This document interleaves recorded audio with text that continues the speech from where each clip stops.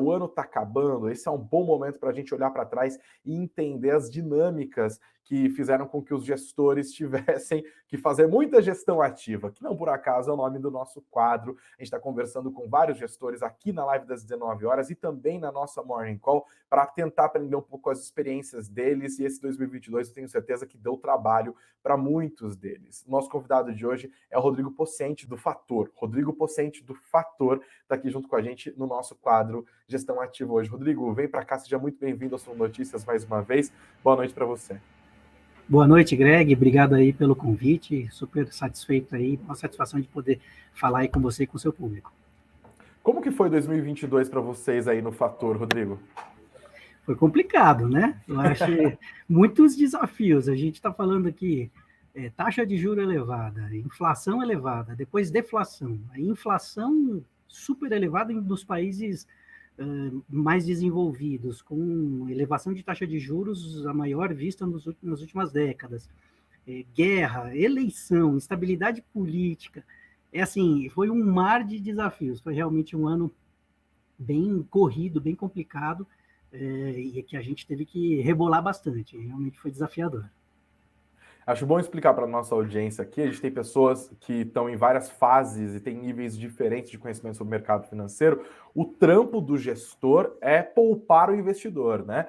Ao invés do investidor ficar ali e falar o que eu vendo, o que eu compro, ele pode comprar uma cota de um fundo, pode ser fundo imobiliário, pode ser qualquer outro fundo, multimercado, fundo de renda fixa, tem todas as possibilidades. E aí, quem vai perder cabelo nesse processo é o gestor, né? É a tal da gestão ativa, porque a responsabilidade dele é mexer no portfólio desses ativos que estão dentro do fundo para manter a rentabilidade e, com isso, fazer com que o investidor não perca os seus cabelos, né? Você já falou que você deve ter perdido alguns nesse ano de 2022, mas eu queria que você compartilhasse com a gente um pouco das experiências que você passou nesse ano, quais foram os sustos e o que você teve que fazer para modificar a composição dos fundos, né? Queria, claro, aproveitando para a gente entender um pouco também quais são os fundos que vocês têm e o que está dentro deles. Legal, bacana. Então, eu vou começar falando do fundo que a gente faz gestão aqui. A gente faz gestão de um fundo imobiliário de CRI, chamado Fator Veritá. É um fundo que esse ano a gente chega aí ao patamar aí de 1,5 bi de PL, um dos maiores fundos da indústria. A gente tem também uma das maiores faixas aí de liquidez, e batemos aí mais de 111 mil cotistas. Então, foi um ano muito desafiador, mas muito especial para a gente. A gestão de um fundo de CRI, ela não é tão dinâmica quanto a gestão de um fundo de renda fixa, no qual você tem muitos papéis com muita liquidez e que você consegue se desfazer, né, ter os trades diários, ter os trades ali periódicos para conseguir fazer algum ganho. Então, a gente tem aqui na estratégia do fundo imobiliário, como a gente não toma resgate, a gente consegue fazer uma compra de um ativo com muito mais cautela, para que a gente faça uma compra meio que definitiva, e se tiver oportunidade, a gente poder fazer algum trade. Então, em especial, nesse ponto, esse ano, o que a gente planejou foi, com taxa de juros elevada, e um momento muito ainda de crédito muito aquecido, a gente vislumbrou ali a oportunidade de fazer algumas ofertas para aproveitar esse momento de taxa de juros elevada e comprar operações, né, fazer aquisições para as operações do fundo que tivessem um melhor retorno, um melhor risco-retorno para a carteira. Então, só para você ter uma ideia, do momento que a gente fez as duas ofertas, a gente fez 2 ofertas esse ano, do momento que a gente fez as ofertas para hoje, a gente melhorou o carrego da nossa carteira em 0,6%, 0,7% no carrego total da carteira. Isso fazendo, obviamente, novas aquisições, uma ou outra troca de ativo, que acaba sendo um pouco mais difícil, porque o nosso mercado é muito líquido, o mercado de CRI é muito ilíquido, então acaba que as novas aquisições são mais importantes para essa oxigenação do portfólio. Então, a gente vislumbrando essa possibilidade de fazer uma nova captação e alocar em risco-retorno melhor, a gente falou, agora é a hora da gente tentar tomar esse risco, né? Então, apesar de inflação elevada, apesar que, né, e a taxa de juros elevada impactando isso, a gente percebeu que essa poderia ser a melhor estratégia para o ano, e a gente foi atrás dela, conseguimos então essa captação. No total do ano, a gente chegou a mais de 500 milhões de captação. Caramba, vocês pegaram uma grana. E isso é curioso, porque vocês conseguiram fazer. Foram 2 captações nesse ano.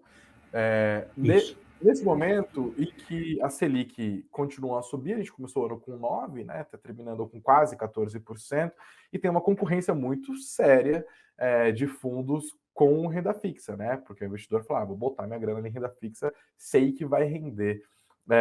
Como que você argumenta?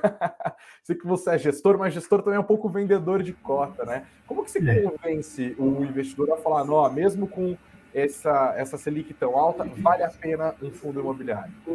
Excelente pergunta, e esse foi o maior desafio, porque a gente, se você olhar historicamente, a indústria de fundo imobiliário, ela tem uma correlação direta com taxa de juros. Então, taxa de juros elevada, o investidor opta por outros ativos, né? Provavelmente mais líquidos, provavelmente com taxas melhores, provavelmente com riscos diferentes, e aí você acaba tendo uma diminuição da indústria de fundo imobiliário, uma diminuição das novas emissões, uma dificuldade maior de captação. E taxa de juros baixa, a gente começa a ficar um pouco mais atrativo, né? A indústria de fundo imobiliário começa a ficar um pouco mais atraente e a gente tem as captações mais volumosas. Então, o contraponto foi esse. Nesse momento, como a gente vai fazer isso, né? Então, a gente buscou fazer um pipeline de operações com boas taxas de juros, melhorando o risco-retorno da carteira. E aí você me pergunta, poxa, como que você argumenta para o investidor, ao invés de comprar um título público, ele comprar uma cota de fundo imobiliário? Então, cota de fundo imobiliário, ela tem uma liquidez hoje, dependendo do fundo, né? O Veritá hoje gira em torno de 2,5 milhões a 3 milhões por dia, então é uma liquidez razoável. A gente tem dentro do portfólio do fundo mais de 70 ativos. Então, se você for pensar em termos de risco, quanto mais ativos e mais pulverização e mais diversificação, você acaba tendo, em termos de mitigação de risco, uma equivalência muito importante, uma diversificação muito importante que diminui o seu risco da carteira. Claro que não dá para eu comparar um fundo com 70, 100, 200, que seja 1.000 ativos, não dá para eu comparar com o título público, né? Logicamente que o título público tem outro tipo de risco.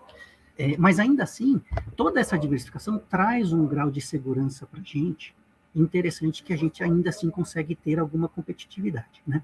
E eu acho que um ponto que é muito interessante, e essa faz talvez faça a maior diferença, é que o fundo imobiliário é isento de imposto de renda no seu rendimento para a pessoa física, inclusive na correção monetária. Então, um fundo de CRI, ele costuma pagar correção monetária mais juros.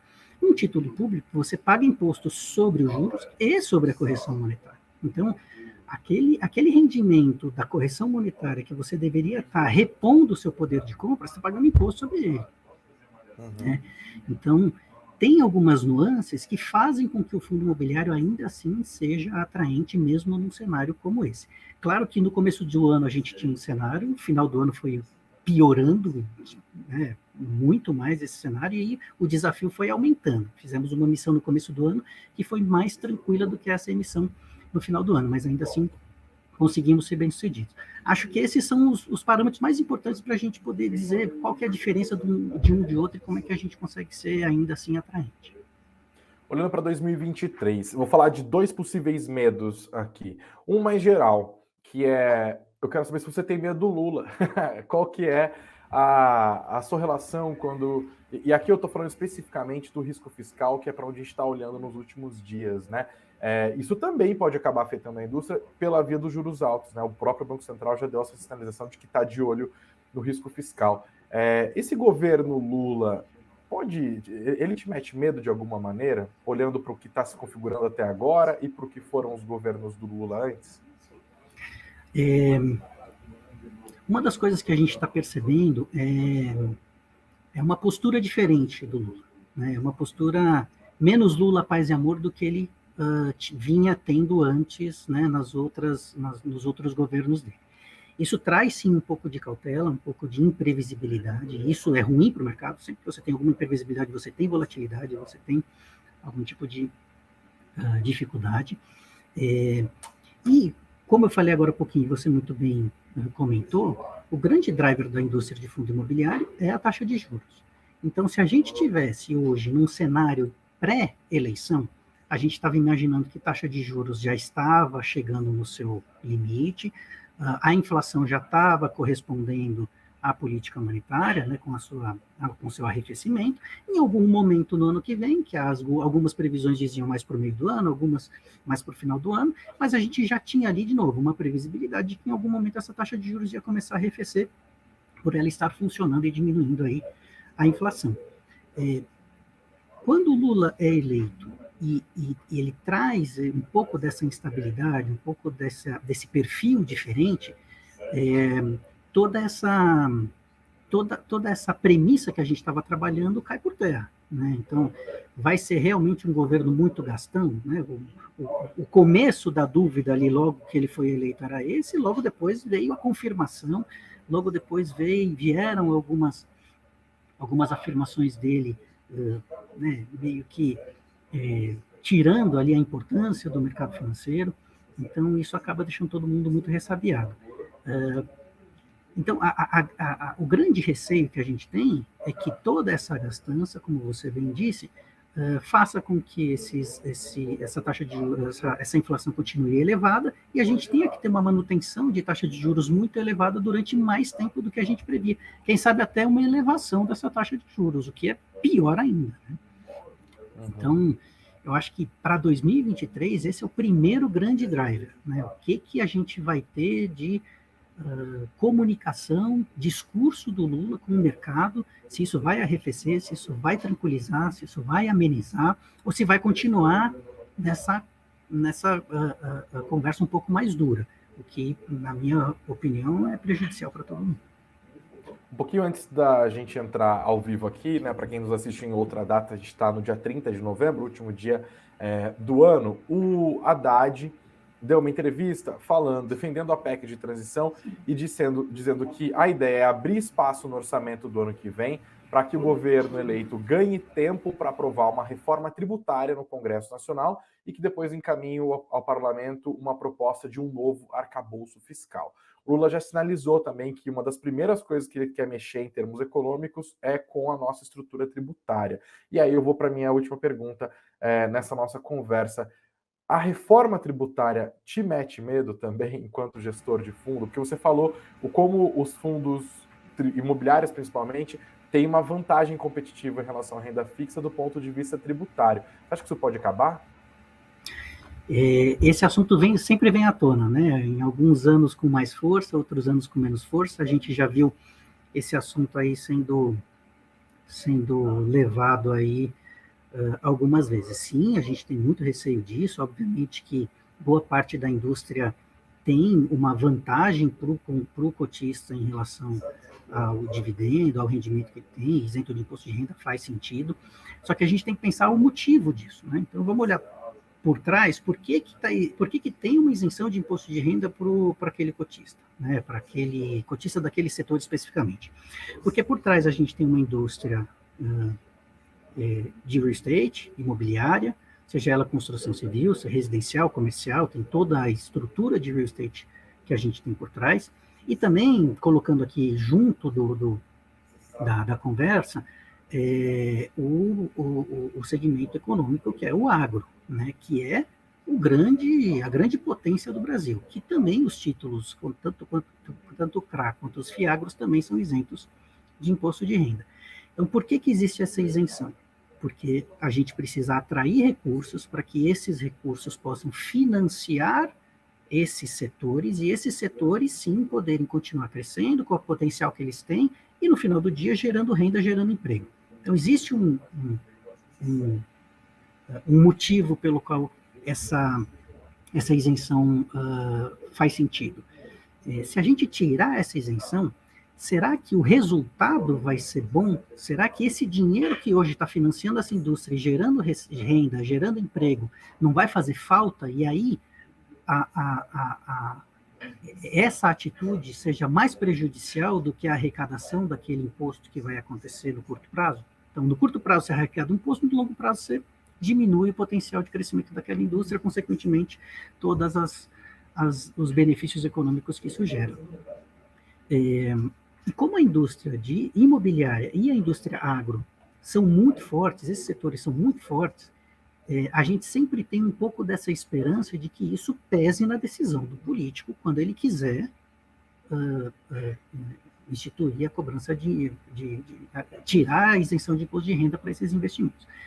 Então, tentando ser mais objetivo aqui, Greg, a gente sim tem muito receio, a gente acha que vai ser muito complicado para a indústria, mas a indústria não morre, a gente ainda assim tem um fundo imobiliário com bons créditos, com boa diversificação, com boa liquidez, ele faz frente a outros investimentos, mas ainda assim a gente pensa de uma maneira mais até social e política, né? Isso é ruim para os setores, né?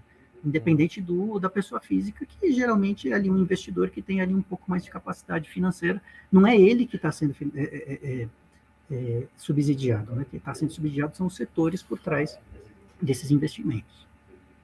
Conforme 2023 for avançando e a gente for tendo um pouco mais de respostas para essas perguntas que agora nos incomodam, eu vou trazer você aqui para ajudar a gente a entender o que está rolando. Rodrigo, muito obrigado, viu, pelo seu tempo, por conceder a nossa entrevista aqui, especialmente por ser nosso ouvinte também, né? Você falou que você sempre acompanha as lives aqui. Eu falo mais devagar, né? Você ouve as lives no velocidade 2, velocidade 1,5.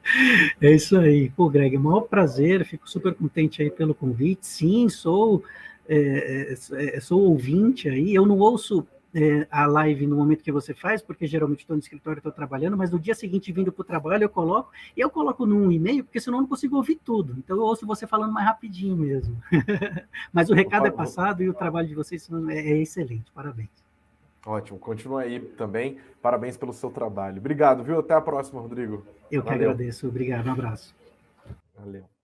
Bom, e você que está junto com a gente, inclusive, não se esqueça, você que não se inscreveu no nosso canal, de fazer isso agora, como o Rodrigo já fez, inclusive.